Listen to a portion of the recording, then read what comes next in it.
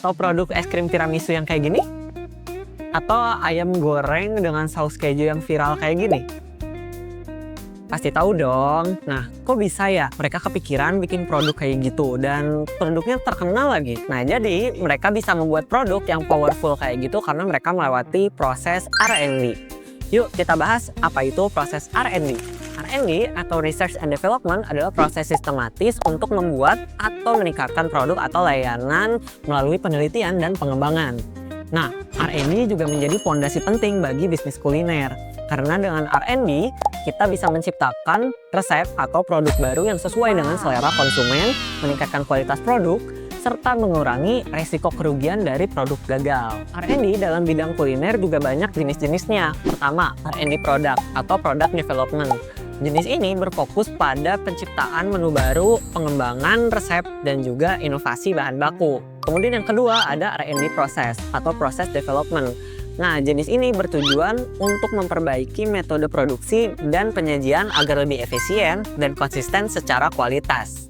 Nah, ketiga ada R&D pengemasan atau packaging development. Jenis ini bertujuan untuk merancang kemasan yang menarik, ramah lingkungan, dan fungsional. Dan yang keempat ada R&D teknologi atau teknologi development. Nah, jenis ini bertujuan untuk mengadopsi teknologi baru untuk proses produksi hingga operasional seperti contohnya penggunaan tantri untuk pengembangan operasional yang lebih cepat dan juga mudah. Nah, yang kelima ada R&D pasar atau market research. Bertujuan untuk menganalisa preferensi pelanggan dan tren yang ada supaya produk semakin sesuai dengan pasar. Nah, yang terakhir ada R&D branding dan juga identitas visual. Nah, jenis ini akan menciptakan konsep brand mulai dari logonya hingga strategi komunikasi yang konsisten.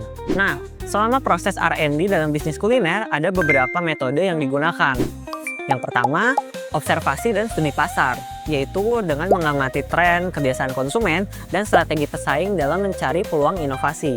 Yang kedua, eksperimen produk. Melakukan uji coba resep dengan berbagai bahan, cara masak, dan presentasi hingga menemukan formula terbaik. Kemudian yang ketiga ada uji rasa atau taste testing, yaitu adalah mengadakan sesi uji rasa dengan target pasar atau karyawan untuk memberikan feedback sebelum produk diluncurkan. Kemudian yang keempat ada prototyping dan pengembangan produk, membuat sampel produk termasuk pengujian kemasan dan teknik penyajian. Kemudian analisis biaya atau cost analysis, menghitung HPP dan biaya lainnya agar produk tetap menguntungkan. Kemudian selanjutnya ada feedback pelanggan dan evaluasi, di mana pada proses ini dilakukan pengumpulan feedback untuk memahami kepuasan pelanggan. Kemudian yang ketujuh, kolaborasi dengan supplier untuk mendapatkan bahan berkualitas dan harga terbaik. Nah, sekarang kita masuk ke tim R&D. Nah, biasa dalam tim R&D itu ada tugasnya masing-masing. Yang pertama ada manajer R&D sebagai pemimpin. Terus ada chef atau pengembang produk, lalu ada ahli gizi atau nutrisionis. Kemudian ada analis pasar. Kemudian ada tim bahan baku,